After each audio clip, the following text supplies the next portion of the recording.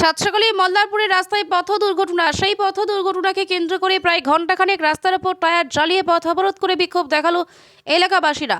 স্থানীয় সূত্রে জানা যায়, শনিবার সকাল 7টা নাগাদ জামালপুরের দিক থেকে মল্লারপুর হাসপাতাল আসছিল এক সাইকেল আরোহী। তবে জামালপুর গ্রামীণ রাস্তা থেকে সাঁইথিয়া মল্লারপুর রাজ্য সড়ক উঠতেই এক টাটার সময় সেই সাইকেল আরোহীকে সজোরে ধাক্কা মারে আর ঘটনাস্থলে গুরুতরভাবে জখম হয়ে পড়ে ওই সাইকেল আরোহী।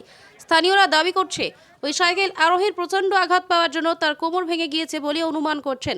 তাই এই ঘটনাকে কেন্দ্র করে শনিবার সকাল 7টা 15 থেকে 8টা 30 পর্যন্ত সাঁইথিয়া মল্লারপুর রাজ্য সড়কের উপর মল্লারপুর থানার সংলগ্ন রাস্তার উপরে টায়ার জ্বালিয়ে প্রতিবাদী বিক্ষোভ দেখালো স্থানীয় এলাকাবাসীরা। পরবর্তীতে ঘটনাস্থলে আসে মল্লারপুর থানার পুলিশ প্রশাসন ও মল্লারপুর থানার পুলিশ প্রশাসনের আশ্বাসে প্রায় ঘণ্টাখানেক পর ওঠে পথ অবরোধ।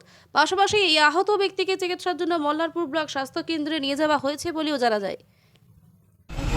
কি করে হলো অ্যাক্সিডেন্টটা?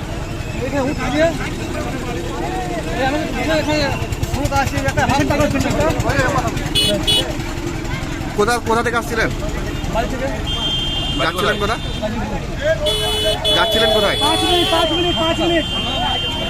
5 মিনিট কিসে মারলাম আপনাকে? কোন কিসের গাড়িতে?